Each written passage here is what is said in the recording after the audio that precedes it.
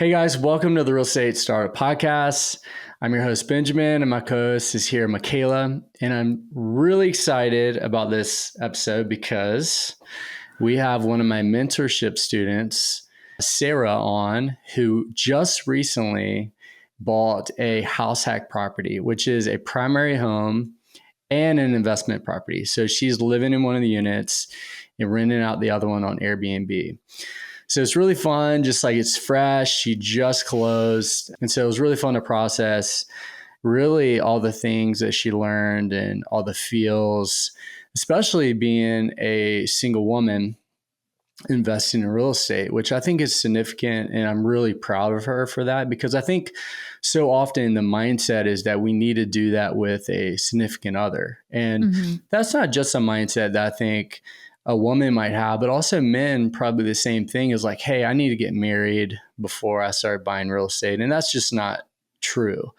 And it's really a mindset of that you're free and you can build and do whatever you want in life. And so it's fun to kind of talk about mindset. That's one thing we talked about, and not burning out. And I thought it was awesome. Loved having her on the show. I'm really proud of Sarah, just seeing her journey, saying yeses and taking risks and asking a lot of questions through the whole process. And, you know, she made a couple offers on properties and then didn't get them. And the third one was the charm. And it was actually the best property and the one that she's the most excited about. And so it's really cool to see that, you know, as a believer, I always pray, man, God, if this is good for me and my family, like, make it work. And if this is not good, if this is going to hurt our family, like, close the door. I always pray that. And I really do think there's something about that. And you see it in Sarah's journey that, you know, the third property is the best. And that's the one that worked out. So it's exciting to talk to her. Michaela, what did you get out of the podcast? Yeah, I just loved having that conversation with her. I think it was really inspiring, especially for me being a single female and seeing her journey in a similar life season. I thought it was really cool to just hear, especially being so fresh off of making her purchase, some of the fears and anxiety and excitement and all the things that can come into that. But I just think she's done something really cool with this. And I also just love talking to her about the different, I don't know, she's just a really cool person. And I think there was even a little segment where we got into, she was sharing about just her passion, life message for just people not getting burnt out and building enough margin into their life that can just allow them to live a healthy, good life. And I think that was good I know it's good for me to hear. And I think it's just good for a lot of us to hear in a world that's just so fast paced. And whether it's in real estate or another career path, we just, I think, need to be reminded to just build in that margin. So I just loved hearing what she had to share all around. And I think it's going to be a great conversation for other people to hear as well. And if any guys out there that are listening, single guys, we have two single awesome ladies, because neither one of you are married. And we do have some requirements before you can date. Just kidding. We do joke around, but it is pretty fun to kind of mess around and think about, like, oh wow, like, you know, you guys are powerful, confident women. And so, you know, finding a man that can run with you is important, that is doing those things. So we kind of laugh and talk a little bit about that as well. We do. It's true. We get into it on this, and Benjamin's in full on like big bro protector mode, which is kind of awesome and hilarious to watch. So thank you. Yeah. Well, further ado, let's jump into it.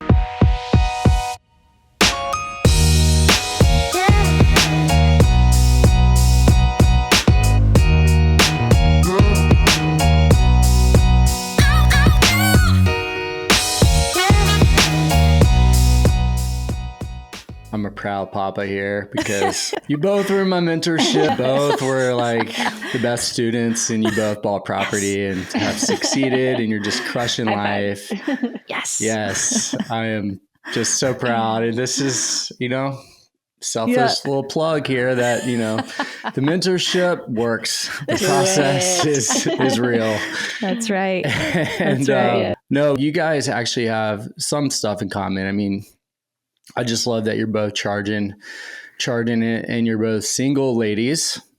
Yeah, that's right. Just putting that out there. Single ladies, guys. There's two great women right here that are not slowing down and not waiting to do awesome stuff. Because I think most single ladies or single people in general, even guys, are probably can be overwhelmed and afraid to invest in real estate by themselves. Like it's almost like, I'm gonna wait till I get married to do that, right? We hear that. Yeah. I'm gonna wait till I get married. But you're not doing that. So yeah, that's right. I think we could start there. Like, you know, the fact that you are single and that you're choosing to build before like getting married, like let's talk about that mindset. Yeah. No, it's awesome.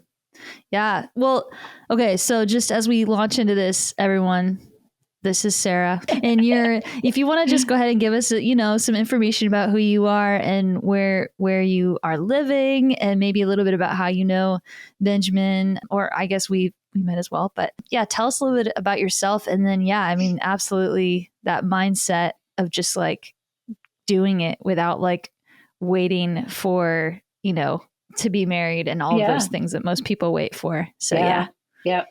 Well, I don't remember exactly when I met Benjamin, but it has been many years as well. And I think through the Lighthouse, we had a lot of mutual friends and connections, and we really didn't have like a whole lot of connection. And then we ended up being like neighbors 2 or 3 houses down from each other on Gold Street. And so I remember when you guys moved in and my dog had gotten loose and I had COVID, I'm running around down the street after my dog. So somehow I just came across some of your social media posts and started talking.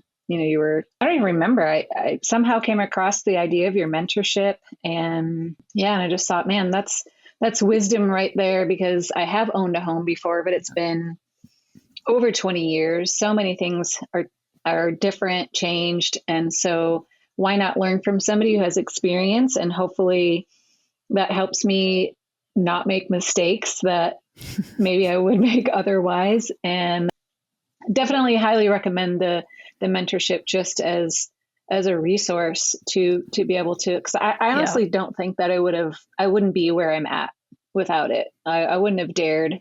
I would have crumbled. And so being on the phone a couple different times with Benjamin and him just speaking wisdom and just kind of taking it down a notch from the high anxiety that I would experience at times, because it is a risk. Mm-hmm. And that was part of the risk for me, was this all is on me. There's not another person's income that is coming into the factor in this. And is this wise? And is it, and so I think one of the biggest things that I just tried to keep in sight the whole time was the big picture. Like this is about the big picture for me. This is about setting up my future, regardless of who may come in and go into it. But no one can do that for me. I mean, I guess like you can have a big inheritance, or I don't know, there's like random things, but in general, I get to choose how to make my future look how I want it to. And so, so that kind of like started me in on the process. And, I've lived in Reading for, it's going to be 19 years, the end of the summer. Wow. So I'm kind of done paying somebody else's mortgage.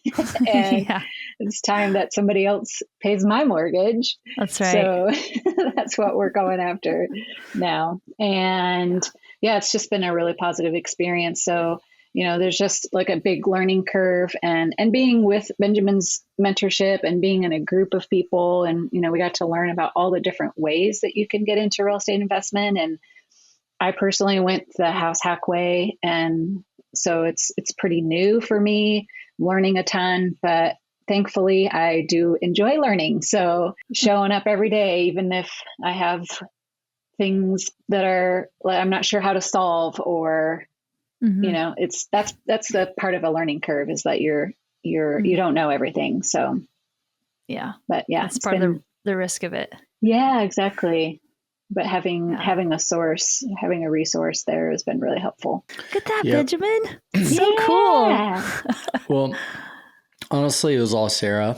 And I think one thing that I'm proud of with you in this process is just how you stuck with it. The fact that, what I like to tell people oftentimes is like, you don't just buy a house, right? It just doesn't just happen. And so you you did the process. Like there's a process with buying real estate, and you made offers. Like it normally starts with like it gets so overwhelming. We're like, oh my gosh, how do I buy a house? It's so overwhelming versus like breaking it down into little steps that are very easy. Like go to a lender, see how much you qualify for. Do that. Yeah. Talk to a realtor and tell them that you want to buy a house and figure out your buy box. And then, things start to happen. But you did that. And you also, you made 2 offers before you got the property that you just bought. So it was fun to watch you navigate everything. And just like, obviously there's some stuff that comes up and concerns and to see you do it with grace. It was cool. That's really cool. Thank you. So I would love to ask you, Sarah, what is this deal that you have did you purchase it yet? Like, where is it in its process? Like, are you okay to share some of the numbers? Like, we'd love to hear kind of your deal breakdown and what made you want to go for this particular deal. Yeah. So this happened to be an off-market deal. And let's go. Yeah. I had actually 2 people send it to me. One was my realtor that I was trying to use. And then Benjamin was the other one.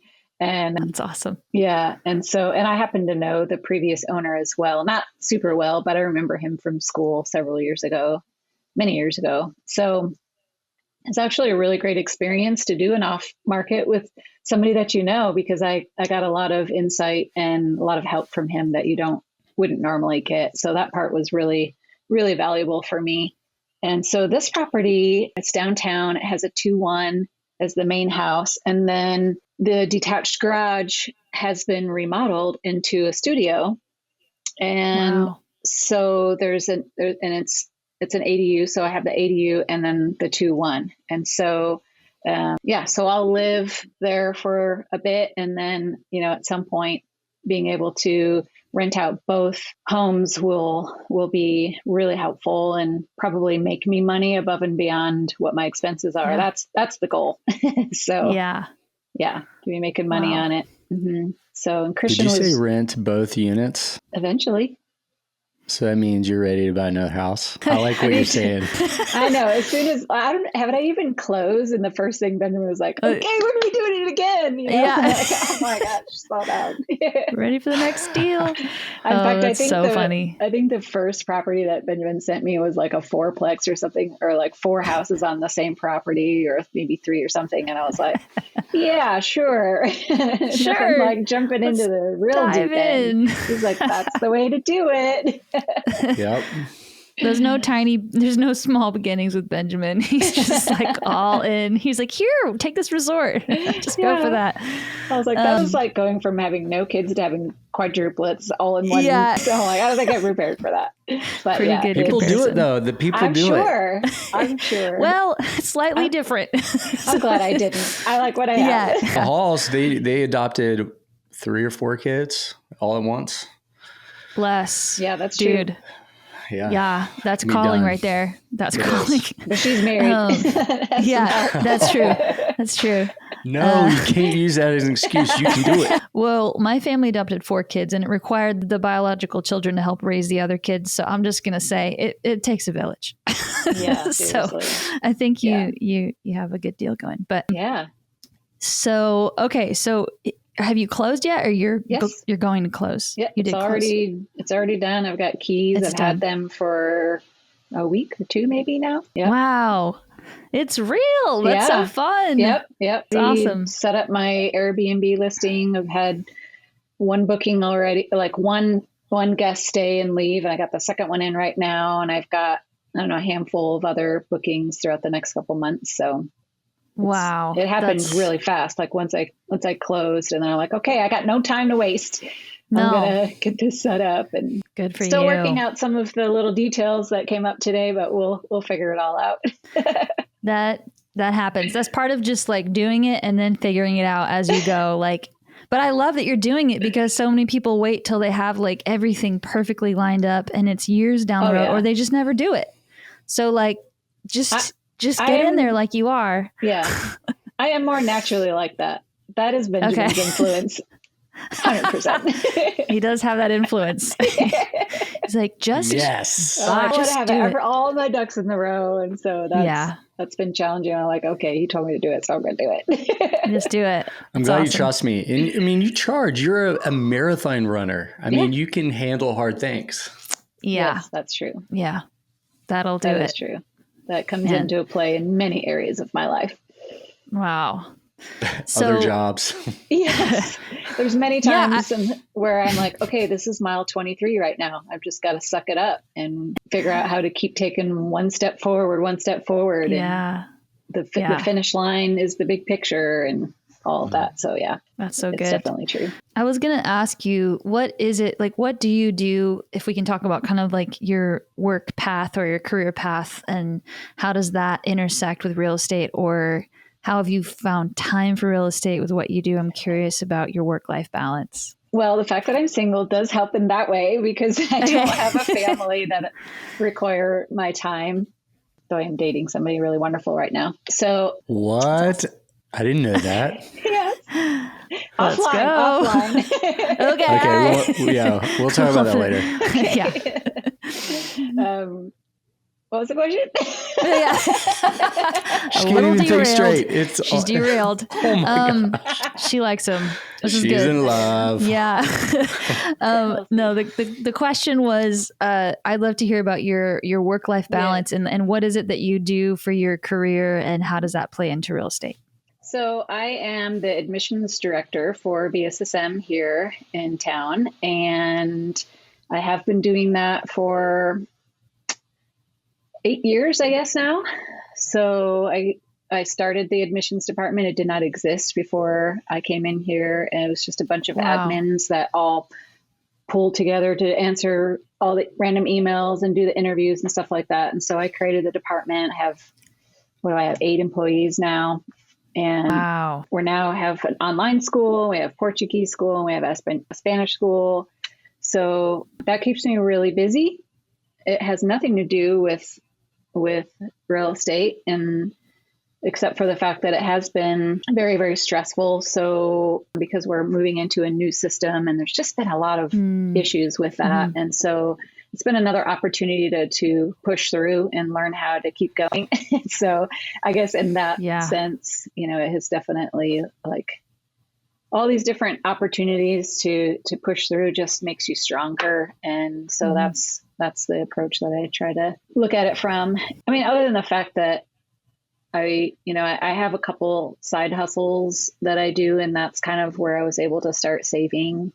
And just within the last 3 years, just started putting money aside, as much as I could. And really, truly, that was a benefit of being single, not having a family. It's just me. So I'm like, well, it's just me and I don't have plans. I might as well work some more. Like, I was actually cleaning Airbnb. So I know this business really, really well. Like, I know what it's supposed to look like. And so I'm training my cleaners, to do the standards that I know. And so all of that just kind of like all boils down to, I need a better way to set my future up where I'm not working so hard and working so many hours. And so I think all of that kind of boils down to the solution was house hacking. Let's go. And so probably another one at some point, Benjamin. You don't have another offer in yet? Well, you're not learning. You didn't listen to what I taught you. It's not quick enough for him. Please do not kill me. I think you're doing great, Sarah. Yeah, you're doing awesome. You're doing good. I'm happy. Yeah. But I do expect another property this year. He's got high demands. Next year? Okay. Maybe we'll 2 next year. 1 this year, 2 next year. We'll see. Whatever you can do. Yeah. I mean, I think it's so cool that you were like, hey, I actually am in a season where I can invest more of my time into other jobs. And you were cleaning Airbnbs and you took that with you. And it's almost like, I don't know if did you have in your mind when you were doing that, like, one day I'm going to use this skill to train my cleaners for my Airbnb? No, I had no idea. But I think it's so cool. Like, that's just how God is. Like, we steward one season and he's so kind to bring it into the future season. And we don't even know Yeah, like we don't even know the seeds we're planting. We're just being faithful with what's in front of us. And so often the Lord is so kind to just like be like, but watch the like field that I'm going to just like bloom for you in the future because of your faithfulness. And I think that just speaks to like who you are and just like your perseverance and diligence and stewardship of your time, because it's so cool to see how that's playing out now for you. Yeah. Yeah. It is beautiful just to see how it all kind of networks together and it starts bleeding into all the different areas. And I think in a lot of ways, this feels like a convergence of so many different points of view of what I've been involved in and what I've been learning, and being in a convergence is a good feeling. Yeah. That's awesome. I got a question, Sarah. We have a lot of people that, will listen to this that are, new to real estate. Maybe they never got into real estate and they want to, you're fresh off of this first. Very fresh. Yeah. What did you learn? What were some of your takeaways? What are the things that you would want to tell somebody that's wanting to get started? Number one, take your mentorship. Also, like there's definitely a few things that I felt like I was learning along the way. And one of the biggest ones I know I shared with you was, I just don't want to do this out of a place of pressure. Like I didn't have to buy a house. I didn't have to move. There was no sense of desperation for me. And that felt like a really good place, because then I could make sure that I was choosing the proper. I mean, I'm actually really glad that those first two didn't go through, because they're just nothing to the same caliber of what I ended up being able to buy. But I also didn't feel like I was putting an offer on those from a place of desperation. And so I felt like because I was posturing myself in that place, I didn't put an offer on a property that I like, well, I don't really want this, but maybe it's a good offer, or maybe I can make it work. There was always like, of course, there's things that you're going to have to figure out. But at the same time, I had to come to the place of peace in my, like, I know how I make decisions, and it is like from a place of peace. Like I had to get to that place, even though I felt nervous and I knew that there were risks, and I had a zillion questions that not everything can be answered. So there is like that. You have to be willing to take a risk at some point. But I also had to know, like, I had a resolve inside of me that I felt good to at least move forward with those things. And so just not being in a place of desperation, and because it's a big decision. It's a big deal. And it's not like just going and buying a broom or something, random, like great example. Yeah, it's a big deal. And so I wanted to make sure that, but at the same time, like I said, there was an element of risk that I had to be willing to take, because there were definitely times where I'm like, I don't know if the numbers match up. I don't know if they work. And because the whole thing it costs a lot more than you think it might. And so that would be one thing that also, now that I know that, you have your closing costs and all the fees and all the people that you pay and the inspections and all that stuff. And I'm like, yeah, it's good to have like a good 10, 15,000 extra above what you're planning to use as a down payment and all that. Right. And so being able to learn those things, I will be much more prepared next time.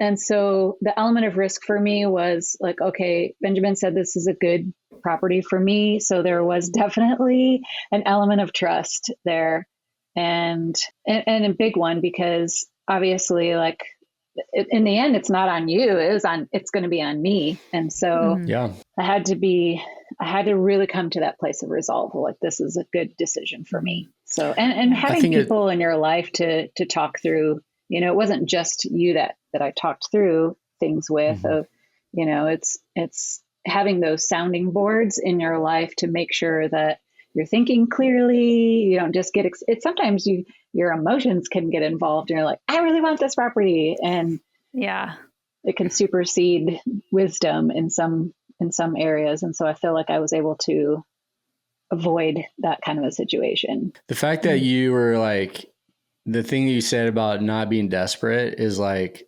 such a like massive thing in real estate and business.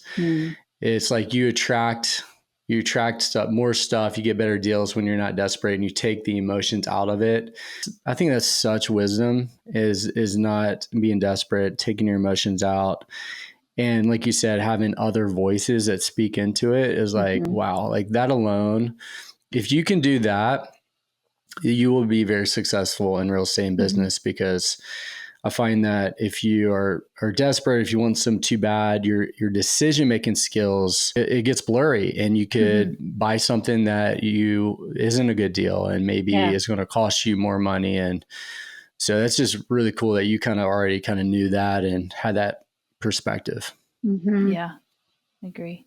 It's really good. Yeah, I think because of the fact that it is such a big deal. I didn't want to feel like I was making a decision just on my own, even though I don't have a spouse. That's, that's one thing, but having resources and that was part of some of the homework that you had us do, was meet with different people who, are in your life.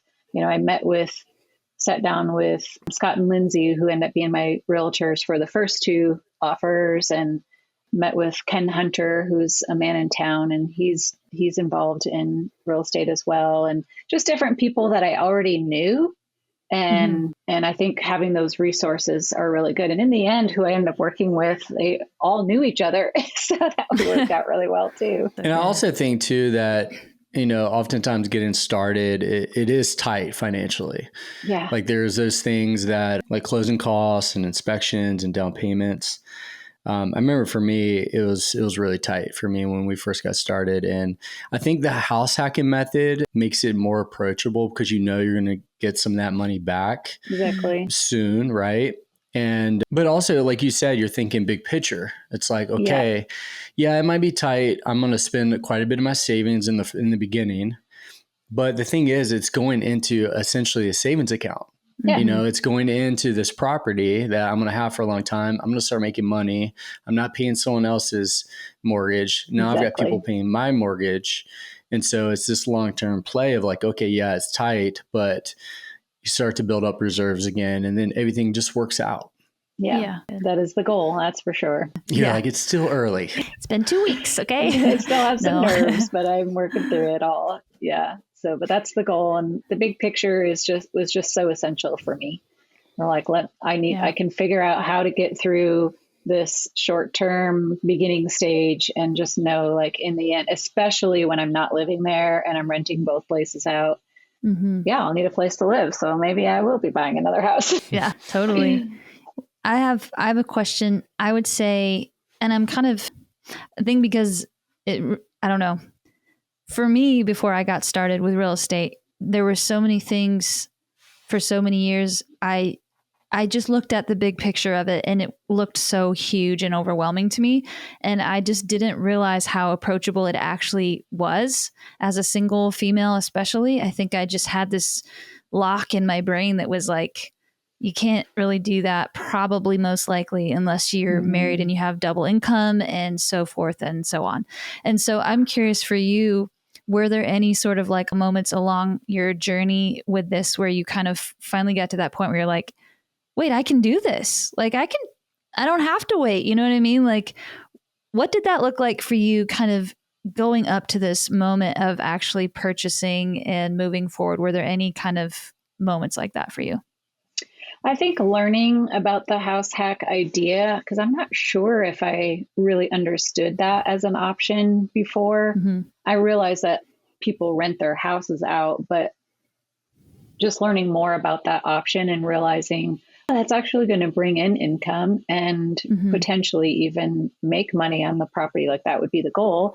So I think the more that I learned about that being an option, and also in an economy as of right now with high interest rates and all of that, it just started to make sense to me of like, if I'm going to move forward with this right now, this feels like the best option as far like in comparison to doing a flip, or, I don't have a current house, so I can't do the HELOC option. And so looking at the different options that we looked through or have learned about, this one just made sense to me. And I don't know if there was like a specific moment, but it was definitely like consideration of like, okay, if I'm going to do this, what is the best option? And this one seemed to be it. So yeah. Yeah. That's awesome. That's super cool. And could you explain to our crowd, like, what is house hacking in your opinion? So house hacking is when you have more than one livable dwelling unit on the property and you live in one and rent out the other. Technically, you're supposed to live there for, at least in my situation, might have been because of the kind of mortgage the loan that I got, but supposed to be living there for a year and then move out, and then you can rent both places. And so, so that can be like in this situation, it's the detached garage that was remodeled into a studio, or some people have, multi-family homes and they do it that way, but something where you can have like multiple living dwelling units on the same property. You're renting one or both out, making money on it that way. That's what I learned anyway. Maybe there's more to it. Just got this idea. I'm kind of changing the subject, but I have to talk about this right now. So if you date a guy, you said you are, I think he needs to take my mentorship, because you don't want to be getting into marriage with a guy who has no assets, no property. So let's start building up. Yeah. Okay. Well, let's get a few more. Let's get a few more properties under his belt, and then we'll see if he's, worthy of the ring. We need to vet this out a little bit. I want to make sure like this guy knows about real estate and maybe can buy a few properties before we decide if he's worthy of, marriage. Because no pressure, bro. This is a tribe. This is a group decision here, right? I'm not gonna show him this video at this podcast at all. Yeah, I know. It's like she's gonna like self-edit. Well, I feel like now, since we've gone through this big thing, it's like, you're my sister now. I got to make sure that you're like getting taken care of. I want to make sure like I don't want this guy to come in there and be like, I want to marry this woman. She's got money. She's got a house. I'm like, no, you need to show up with like an apartment building or something. You need to buy like a 10 unit that you own and you can bring it. Oh my gosh, you're too funny. Yeah, he owns his own 4-bedroom house and has for 28 years. So, but he's learning about the house hacking. All right, I got questions. For me. I got questions, right? Save this for later. 4-bedroom for 28 years. Oh my gosh. Boy, you better be buying more than that in 28 years. Oh my gosh. 4 bedrooms. Fill those up with students or something. Sorry, we can edit this out. It's fine, Sarah. This is gold. This is gold, Michaela. You're welcome. You're welcome. This is gold. People want to know. People want to know. Everybody wants to know about my love life. Yeah. Well, it's all right. Every week, Benjamin's like, Michaela, you need like a $50 million real estate investor. I'm like, you're not wrong, but it's hard. It's hard to find. Yeah. But you put that on your online dating profile. Yeah. I think I've already made it challenging enough on that profile for them. I can see you marrying that guy though, Michaela, because of what you're doing right now with private money. Yeah, we'll see what happens. But, it does make it a little harder. I'm not going to lie. Dating was hard enough. But then when you start owning multiple houses and like kind of getting in the game, then you start talking to people that are like, I go on a date with someone that's like, hey, I'm, I don't know, very simple career that's just, it's very humble. And I'm totally open to that. But honestly, it makes it a little trickier when now you want like, somebody who's going after it. Yeah, or at least is open to it, because I think so many people are like, they get intimidated, or their minds go blank. They hear you say what you're just trying to explain a little bit about it, and they're like, "What is that?" Yeah, like I have a tent. I have a tent. Probably not gonna work out. So, but anyway, we got derailed. We did. Thanks, Benjamin. That was good stuff. That's going to be this is the content he wants. It's going to be all the reels. Gosh. But anyways, okay. Well, I did want to ask you, as far as like mindsets, having been in ministry and working in the church and working in the ministry school, that kind of setting for you going into this kind of investment space, were there any kind of mindset shifts or things that I don't know, like how does that play together? This is kind of a broad question, but I mean, we talked about this on kind of a previous podcast that we haven't released yet, but just finding it very interesting talking to people who've been in a ministry setting and then kind of switch out of that, not completely, but they're they're going into real estate and stuff like that. And I don't know, I feel passionate about seeing people in the church specifically like thriving with their finances. And I don't know, do you have anything you can speak to in the realm of having worked at a church and beginning to invest in real estate? Well, I think the reality is that, and this is no disrespect to working for a church, because I'm sure they're all the same, you're not really going to be able to have a great retirement income that you get paid. So there are a lot of people, a lot of pastors in our environment that have real estate, and I slowly started to learn about those situations. Like, this isn't their only gig. Like, they've got some things on the side that are investments and setting their future up for a better retirement. And so that's not necessarily a positive thing, but that is a consideration of like, it's part of my motivation is that I do want to have, when the time comes, I do want to have a good retirement. And I wish I would have started a long time ago, honestly, but we're here now. And so I'm going to do whatever I can to set that up. And I just think I see a lot of other people doing the same thing. And I think they're kind of different worlds in a way, like being in ministry and then being in business. But in the end, like, we're just dealing with people a lot as well. And so I think there's some crossover there a little bit, although I don't deal with my guests like face to face, but you've got to have those people skills, and you've got to know how to take care of people and treat them well. And that goes for the same for both worlds, I guess. So, yeah, that's good. You said that really well. And I think it makes me curious about ways that we can set people that are specifically on staff at churches and maybe not like head pastors, like, or just supporting staff or anyone in church settings, where I just think it would be so cool if there was just more awareness as a whole, just surrounding the opportunity to use real estate as you kind of just, for some people, they do it really quickly. Other people, it's just slow and steady, but kind of just using that as a pathway to a much better financial future. So you can do what you feel called to do, because so many of these people are so gifted in the realm of pastoring and we need them. But I just think it is interesting when you start to kind of see behind, not in a bad way, but sort of like the conversations they're probably not going to say from the pulpit. It's like, hey, I actually have this real estate that I've been kind of building over time, and it's actually helping my family be, it's building the legacy that's separate from all of this. And so I just think it's cool that that's a path that you kind of, I don't know, discovered and jumped on when you met Benjamin and started going with it.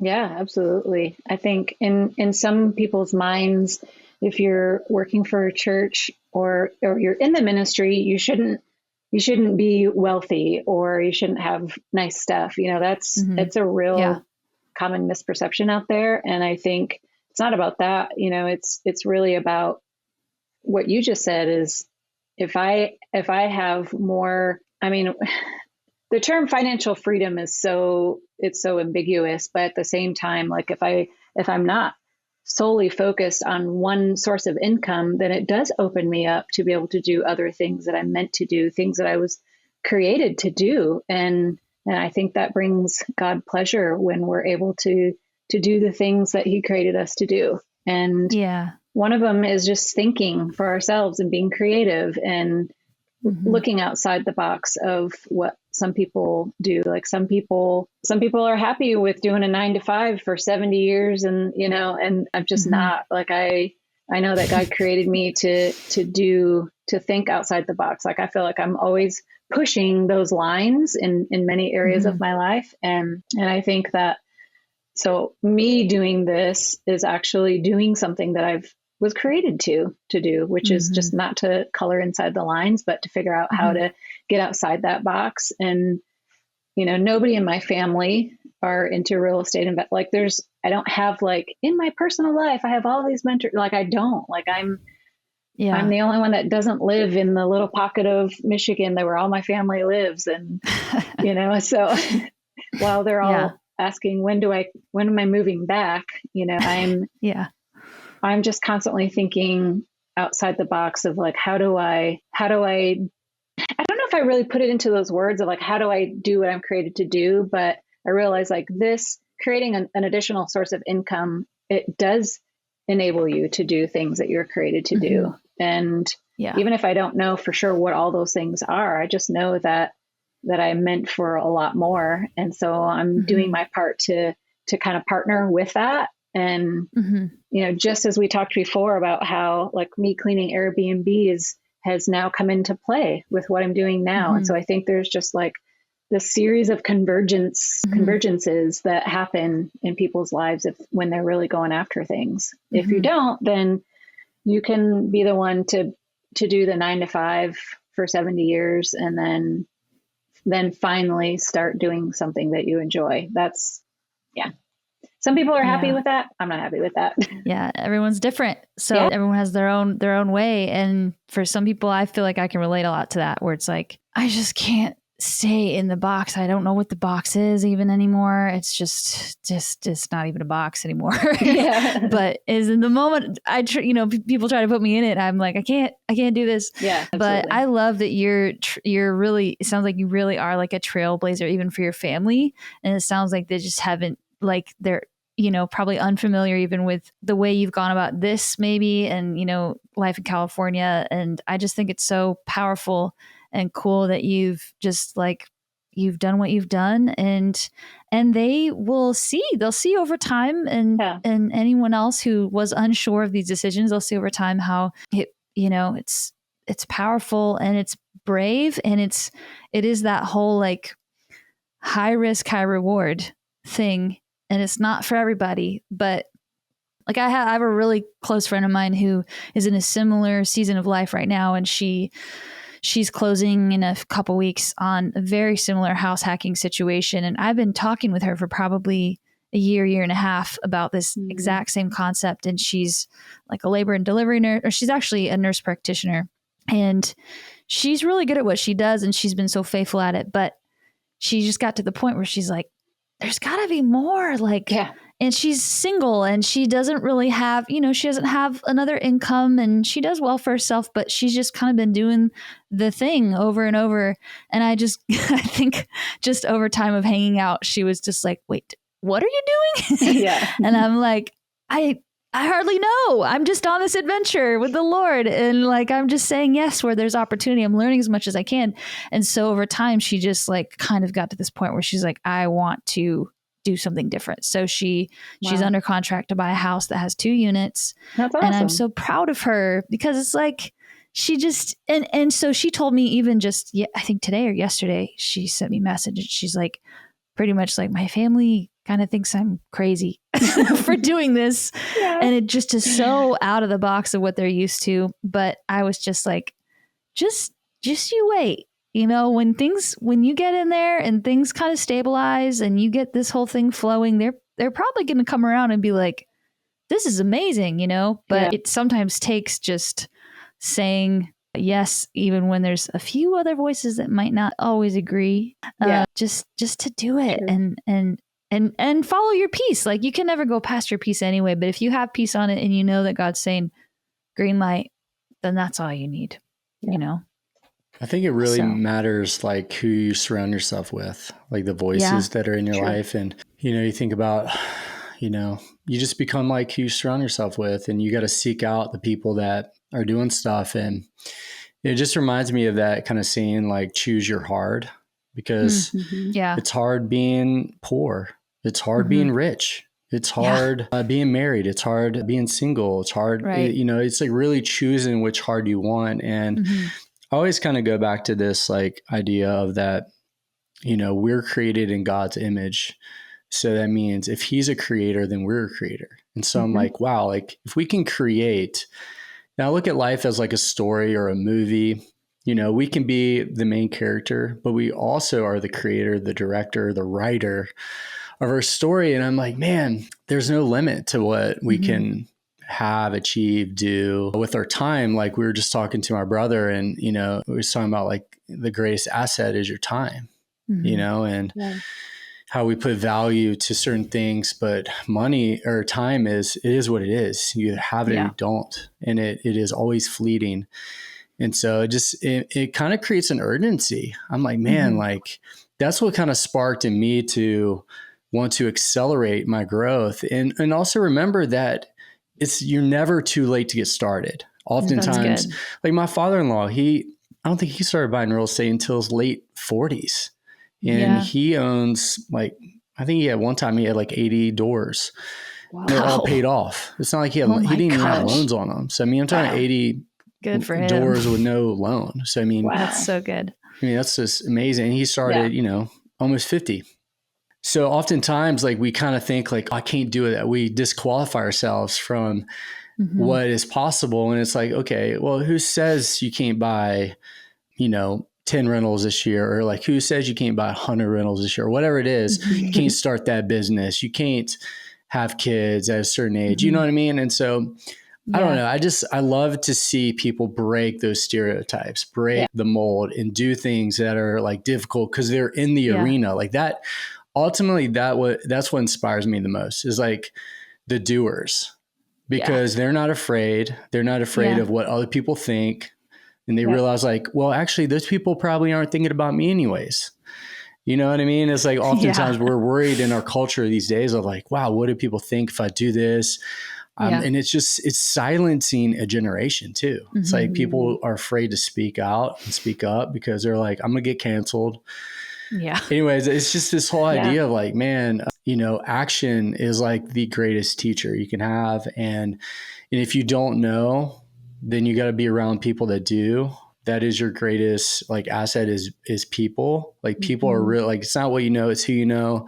The whole like who, not how idea. And so it just gets me so fired up that you're doing it and you're saying these things. I'm like, man, I want others to step in. Ultimately, it's freedom.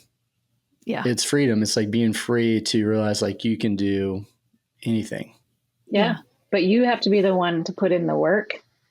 For me, it's been like, whether it was heart healing, inside healing, or, like planning for my future, whatever it is, like nobody's going to do it for me. So that's right. I can either just sit and complain about the lack that I have, or I can, as we say in cross country, make moves and not excuses. And so I'm like, I'm just going to do it. That's good.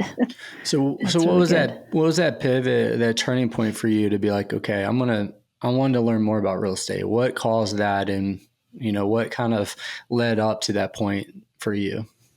Well, I think, like I was mentioning before, like having several side hustles that are just like hard work and making little money, and just realizing like, I'm saving and that part is good, but surely there's a way to exponentially save, or, to exponentially plan for my future. And so, I looked into few different types of things, and this one, just felt right. It felt like the most promising. A lot of people are saying, if you do one thing, do real estate. A lot. I mean, I've heard that a lot. And so, but you have to cross that like, okay, well, I'm single. I'm 51 actually. So this is like to think of, I could be paying on this till I'm 81. That's not a great thought, but I'm just not, I'm not going to think along those lines. I'm going to think about, this is the first step, and then there'll be multiple steps of things that I do. And so you have to be willing to put in the hard work. It's still hard work, but it's a different kind of hard work than what I've experienced of just like hard physical labor and being paid pennies. So it's different kind of stress. It's a stress that is worth your time. Just getting to the point where I'm like, okay, this is not enough. There's got to be something. There's got to be something more. There's got to be something better. Yeah. So do you feel that, like, I know for me, when I started buying, the moment first of all, I was extremely scared. I did it very scared. And the first house I bought was off. It was off market as well. It was like a pre-foreclosures probate situation. And I didn't even know what those words meant. I had to look it all up. I'm like, yeah, probate. Yeah. But when I finally got to the closing table and was signing on all of it, I'm like, by myself there, like nearly like just shaking, because I'm just like, oh my gosh, what am I getting myself into? And it was so scary. But then like kind of when those nerves began to settle and I realized what I had just taken like the first step into like intentionally shifting the trajectory of my life financially. And it just felt so good to just be like, I don't even know, like I might fail at this first project, or I might fail, I don't know. But the point is I know that for myself, I'm being intentional in the way that like, I feel like this is the path forward that the Lord has put in front of me. Yeah. And I'm just curious for you, like, did you experience any of those emotions, but / also that feeling of like, I think this is like the right thing. Like, how did that land for you? I think I experienced all of those emotions and probably still do, because I'm so just barely on the other side of that's true. So like, will I get enough bookings to make my mortgage and all those things? And so that's just where the element of risk comes in. And I mean, one thing that I did have in my favor was knowing the rental history of these properties from having known Christian, who I bought the house from. And he's like, that's awesome. And so I know what it's capable of, and know that I'm, putting up a new listing. So I have to like break into the algorithm and all of that. But at the same time, I know what it's capable of. And so just being willing to like, okay, I'm nervous. Yeah, for sure. And, but being willing to step over those chicken lines, I guess we've said before, and where just willing to see it through. And there's a certain level of confidence of like, okay, I know what this property is capable of. So I'm going to work until I get it to the max of what it's capable of. And so, I have experienced all those emotions probably still every day, but there's just this beautiful thing of having ownership. Like I walked through the main house the other day and I was like, this is my house. Like I got tears in my eyes. Like this is something that I did. There's a reward, and there's just nothing like, I've rented for many, many years, as I mentioned, and I take care of my homes as if they were mine, but at the same time now it's like I do actually have my own. And so, I get to make it how I want. And there's a sense of pride in just having that ownership in the situation. And it's been really, really emotional at times, but really meaningful. And just, I think it's okay to like pat yourself on the back, and just be proud of what you've done and what you've accomplished. And then at the same time, we're like, it's probably just the beginning. So, we're just going to see this through. It's a great feeling. So cool. Yeah. I was going to say, and we'll probably just have to wrap up here in a couple minutes. We want to respect your time for sure. But what would you say looking forward the next 2 to 5 years? And you don't have to have like a grand plan or anything, but just curious, like what, obviously you're just on the other side of this. So I understand you need time to sort of process and take this in and see how it goes. But, if things go well with this property, because they will, it'll be great. But what do you see yourself kind of doing more of this, or trying to layer up to kind of house hack and do that whole thing, like kind of scale it out a little bit, or just do more slowly? Like what most appeals to you with that? Yeah, I definitely don't have it all planned out, but I think, it's, for me, it seems like the wise thing to do it again at some point and explore different options, that come along the way. It's just a matter of like, I want to be in this property for a little bit and just kind of like let everything settle. I've got a lot on my plate outside of this, being the cross country coach and working full time, and, now being an Airbnb host. I have a lot going on. So I want to play it not safe, but I want to play it smart. I guess that would be a good way to say it, and not get overwhelmed and over my head too much. Like, it's okay to be like maybe up to here, with the water line. You can still breathe. I can still breathe. I'm still in it. So I could definitely see some more movement in the future, but I haven't thought too much about it yet.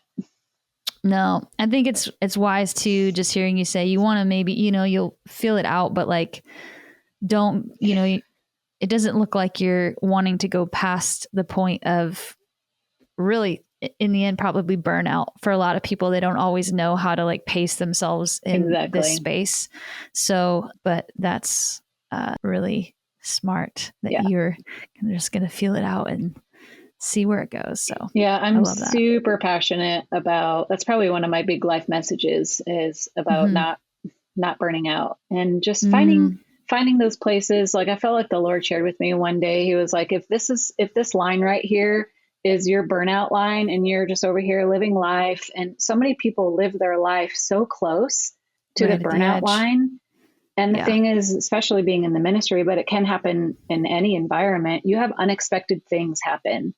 Someone could pass away in your family, or somebody has an emergency, or, all of the unexpected things, and you have no reserve here.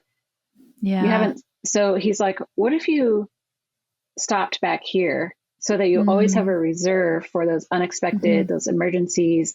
So it's not going to like send you over the burnout line. So, and I think it's a journey for every person to figure out, like, what does it look like for me to stop back here? I've had great bosses. When I worked for Gabe Valenzuela in second year, he told me, so he's like, Sarah, I want you to take a day off before you actually need one. And I thought, wow, what boss says that? But it really struck a chord in me, and that message was already brewing. Yeah. But now I share that, with my team, even of like, I'm not interested in any of my employees burning out. Like we've been in a really, really stressful situation. And I think to some degree, you can't always manage that, but I think you can't manage what's happening to you, but you can manage yourself. And I think that's really important, is to learn how to manage yourself, learn how to do things that make you come alive, that refill you, not just like, oh, I need to take a nap, but like what feeds you emotionally and refreshes you. Because I feel like there's just too many people that burn out, and then they don't end up doing the things that they were created to do because they're just fried. Yeah. So I'm not interested in that. So true. I love that. There's definitely been times where I have been up to that line. Like it's just, life can happen that way sometimes, but in general, I'm trying to learn how to live back here. And that's, like I'm probably a little bit closer to that line than what I prefer to be. But when you realize that, you become aware of it, then you can make changes that help you kind of back up a little bit. So that's my life message, what I live by. That's so good, Sarah. Just like having margins. Yeah. And I realized that like this past season a lot with just family. If I'm running so hard and so stressed at work, my margins and my joy cup is so small. If things are hard at home, then I can't handle it. It's like and realizing like, wow, like I need to pull back because my margins are so thin. I'm so stressed. I'm not showing up at home and being present like I want to. Yeah. And since then I've realized that, things I've got through the harder seasons. And so just being available, having those margins and it's not just your time and energy. I mean, financially it's good to have margins, right? Like when you're thin financially, it feels stressful, but there's like seasons for it, right? There's times where we're supposed to sprint hard, and then there's times where we're supposed to slow down and realize like the big picture, it's a marathon. And I think that's so wise, like what you're saying, because oftentimes, and it all depends on where you're at in your career and investing. Like 20-year-olds, they can run a lot faster than 60-year-olds. And there's a reason why as you get older, you slow down and you have different rhythms. And so it's like, I would encourage a 20-year-old to sprint in some ways, and maybe a 40-year-old to do a different pace. And it's just remembering where you're at. Like, hey, this is where I'm at. This is the pace I need to take. And remembering like, you can decide what that is. Like you don't have to be, what's the best word? Like, what am I trying to say? Like not poverty minded, but like you're not powerless. That's what I'm trying to say. Yeah. Trying to be powerful with your life. Right. Yeah. So, because everybody benefits if you have those margins in place, you have those boundaries, like everybody benefits, including yourself. Yeah, that's so good. Yeah, I mean, I'm thinking back. I did 3 projects last year back to back, and it was like one of the most stressful years of my life. And it was the biggest gain financially of my life, also. And so I could see the reward for all the work, but it cost me so much physically, mentally, emotionally. I mean, I flipped a house essentially by myself in Florida for 2 months in a place I didn't know anybody. Wow. And I hired all these people that were like really rough, really rough. I'll just put it at that. Some meth heads and stuff like that. I didn't know. I was like, we'll get the job done. But it took such a toll. And I came home and I was like, first of all, I had to be like a bro for 2 months because I was like getting these guys to like do their jobs and like, and I came home and was like, I just need to hang out with my friends who are girls. I just need to like be in a less crazy environment. But I realized it took so much out of me to push that hard. And I knew it was a season, but I was just like, I'm okay to invest for a season in a sprint, but I will not make this my lifestyle. This is not sustainable. And so this year has been so different, and a bunch of family stuff did come up that I had to have margin for. And I was able to pull back from so many things and just give time to family. And I was so grateful because I chose not to take on projects because I was just like, I think I'm going to need the time and space for this. That's awesome. And then I think also just being a single person, there is this, I know for me, just being a hard worker, there is this kind of temptation to be like, well, I have the extra time, so I guess I can just fill it with more work. And I've done that. And I think there are seasons for that. But I think what I realized was in my like pushing of that, I live with a family and they have little kids, and I would come home from my hard push and I would see that they had slowed their day down just because they had kids and they had to, but I didn't have to. And I realized over time, I'm like, this isn't the natural rhythm we're designed for.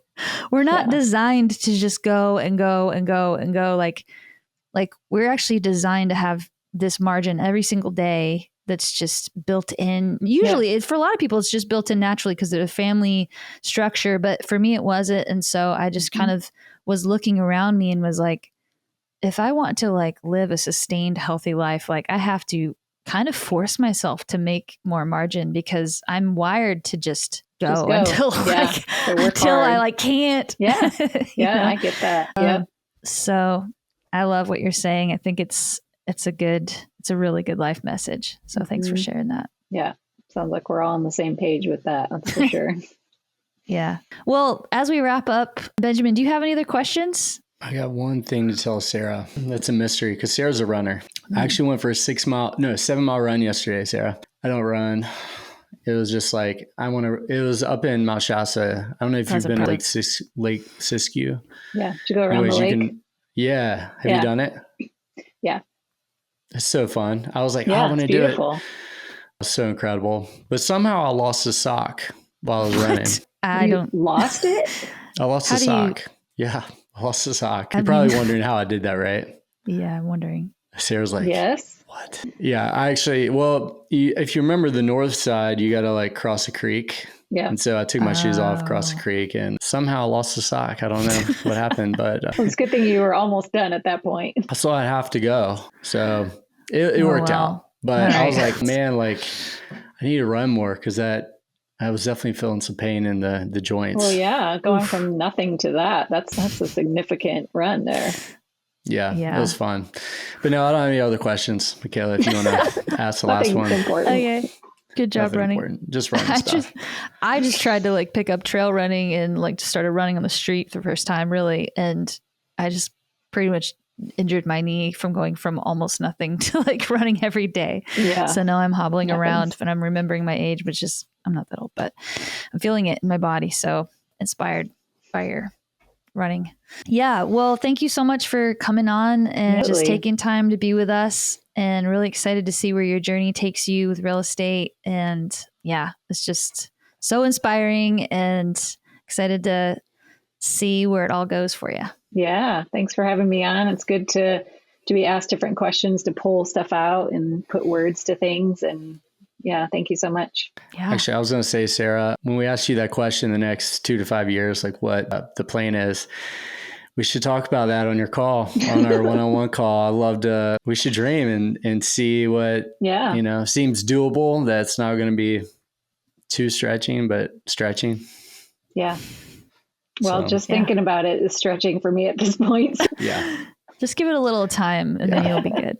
Exactly. But let me go on vacation first. And Yeah, or that.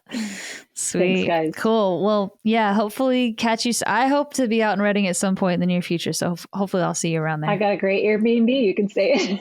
I was thinking of that. I was like, all right, maybe I'll have to look that up. So let's go. Anyway. Thanks, awesome. Sarah. Awesome. Thank you, guys. We'll do an intro here in a second whenever you hang up, and then we'll kind of introduce the podcast for it'll be added to the front part. So we'll just say goodbye and then we'll talk continue doing your thing. Yeah. Okay. Yeah. Awesome. All right. See you, Sarah. See you guys. See you later. Bye. Bye.